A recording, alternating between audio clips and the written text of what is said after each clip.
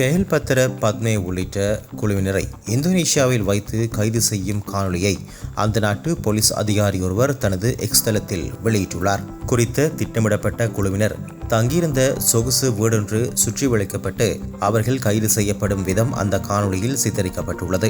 இந்த நிலையில் கெஹல்பத்ர பத்மே உள்ளிட்ட குழுவினரை கைது செய்யும் நடவடிக்கையில் ஈடுபட்ட இந்தோனேஷிய போலீஸ் அதிகாரிகளுக்கு பாராட்டு தெரிவிக்கப்பட்டு விருதுகள் வழங்கப்பட்டன. இந்தோனேஷிய போலீஸ் அதிகாரிகளோடு இந்த நடவடிக்கையில் ஈடுபட்ட இலங்கை போலீஸ் அதிகாரிகளுக்கும் பொதுமக்கள் பாதுகாப்பு மற்றும் நாடாளுமன்ற விவகார அமைச்சர் பாராட்டு தெரிவித்துள்ளார். கடந்த 27ஆம் தேதி இந்தோனேஷியாவில் கைது செய்யப்பட்ட இலங்கையைச் சேர்ந்த பாதாள உலக குழு தலைவர்கள் 5 கடந்த 30ஆம் தேதி நாட்டுக்கு அழைத்து வரப்பட்டார்கள். இதன்போது சந்தேக நபர்களை கைது செய்து நாட்டுக்கு கொண்டு வருவதில் முன்னிலை வகித்த இந்தோனேஷிய போலீஸ் அதிகாரிகளையும் இந்த நடவடிக்கையில் ஈடுபட்ட இலங்கை போலீஸ் அதிகாரிகளையும் கட்டுநாயக்க விமான நிலையத்தில் வைத்து பொதுமக்கள் பாதுகாப்பு மற்றும் நாடாளுமன்ற விவகார அமைச்சர் ஆனந்த விஜயபால மற்றும் போலீஸ் மா அதிபர் பிரியந்த வீரசூரிய ஆகியோர் வரவேற்றிருந்தார்கள். இந்த காட்சிகளும் குறித்த காணொலியில் இடம்பெற்றுள்ளன.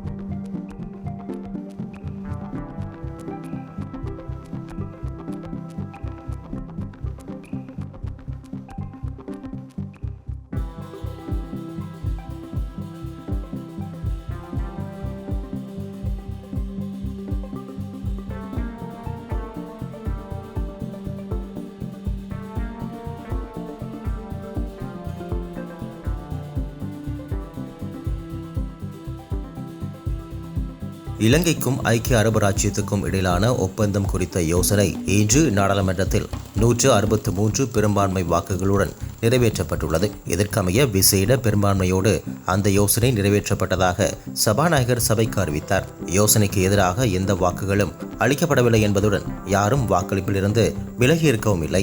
17வது ஆசிய கிண்ண தொடர் இன்று அபுதாபியில் ஆரம்பமாக உள்ளது.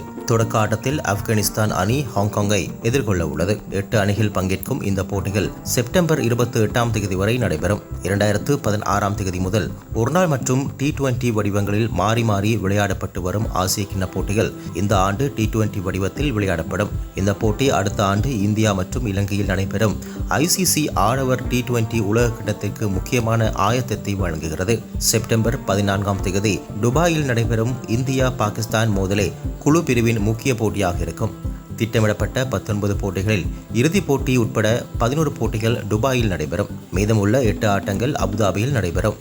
நடப்பு சாம்பியனான இந்தியா 8 பட்டங்களோடு ஆசிய கிண்ண வரலாற்றில் மிகவும் வெற்றிகரமான அணியாக உள்ளது. இலங்கை 6 வெற்றிகளோடு அடுத்த இடத்திலும், பாகிஸ்தான் 2 வெற்றிகளோடு 3வது இடத்திலும் உள்ளன. குழு ஏயில் இந்தியா, ஓமான், பாகிஸ்தான், ஐக்கிய அரபு ராச்சியம் ஆகிய அணிகள் இடம்பெற்றுள்ளன.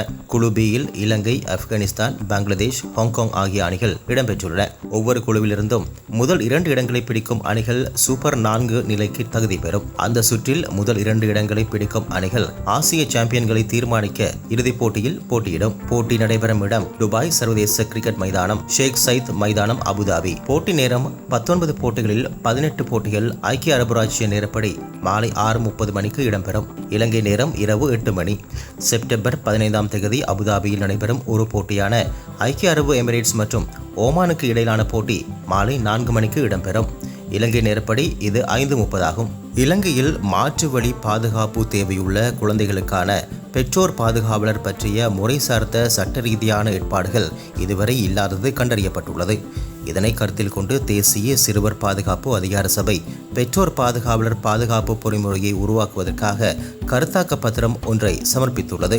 இதன் மூலம் பெற்றோர் பாதுகாவலர் பாதுகாப்பு முறையை நிறுவுதல் மற்றும் தொலைதூர பெற்றோர் பாதுகாவலர் ஒத்துழைப்புகள் எனும் 2 முக்கிய வழிகளில் பாதுகாப்பு திட்டங்கள் நடைமுறைக்கு வரும் என்று எதிர்பார்க்கப்படுகின்றது. இதனை அடிப்படையாக கொண்டு பெற்றோர் பாதுகாவலர் பாதுகாப்புக்காக புதிய சட்டத்தை அறிமுகப்படுத்த சட்டமூலம் ஒன்றை தயாரிக்குமாறு சட்டவறிஞர்களுக்கு ஆலோசனை வழங்குவதற்கான யோசனையை பதில் மகளிர் மற்றும் சிறுவர் விவகார அமைச்சர் சமர்ப்பித்த நிலையில் அதற்கு அமைச்சரவை அங்கீகாரம் வழங்கியுள்ளது. யாழ்ப்பாணம் போலீஸ் பிரிவுக்குட்பட்ட கலட்டிச் சந்தியில் இன்று காலை நடத்தப்பட்ட வாள்வெட்டு தாக்குதலில் ஒருவர் காயமடைந்துள்ளார். மோட்டார் சைக்கிளில் பயணித்த ஒருவர் மீது வேனொன்றில் பயணித்தவர்கள் இந்த வாள்வெட்டு தாக்குதலை நடத்திவிட்டு தப்பிச் சென்றுள்ளதாக தெரிவிக்கப்படுகிறது. சம்பவத்தில் காயமடைந்த கோண்டாவில் பகுதியைச் சேர்ந்த இளைஞர் யாழ்ப்பாணம் போதனா வைத்தியசாலையில் சிகிச்சைக்காக அனுமதிக்கப்பட்டுள்ளார். சம்பவம் தொடர்பில் யாழ்ப்பாண போலீசார் மேலதிக விசாரணைகளை முன்னெடுத்து வருகின்றார்கள். இதுபோன்ற மேலும் செய்திகளுக்காக ரூபம் தொலைக்காட்சியோடு இணைந்திருங்கள்.